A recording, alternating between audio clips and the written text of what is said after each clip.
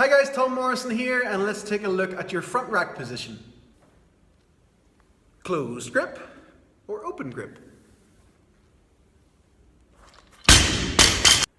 Implementation is the key. You're probably already doing all the stretches that you need to be doing in order to make your front rack better, but you need to train the position and fight for the position. So if I'm like this and my elbows are down and all the pressure feels like it's in my wrists, if I extend through my chest, that is going to be what's going to give me a better front rack position. So if I'm like this and I am able to then extend through my upper back, that is what brings my elbows up for me. Not the triceps, not the wrists. It's more about the thoracic extension. So how do we improve that?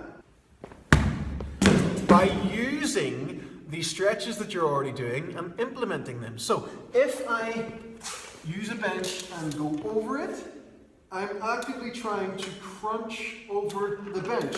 I'm trying to train my back muscles in that position. So you all know how to do a sit-up. Think about the complete reverse of that. So you're trying to use your upper back muscles to actually sit up over an object. This will work on a bench or a box or a roller. You're trying to train that position. So from here, on your bench, actively try and pull yourself further under your own power, keeping your pelvis tucked under like this. Roll yourself over and use your own muscles to create that.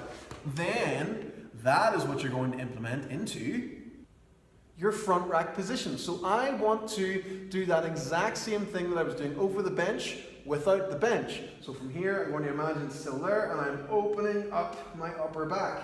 And that is what's going to help me to lift my elbows. I can then go through my front squats in whatever way I can.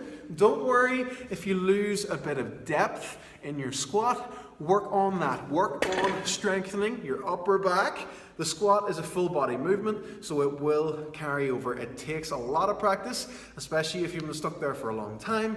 Just start to put the work in and implement all the other stuff that you've already been doing. Put it into the exercise itself and you will really start to find results. Okay guys? If you found this video helpful, if you could give me a like, share and a comment, that would be absolutely awesome. And the simplistic mobility method is available from my website.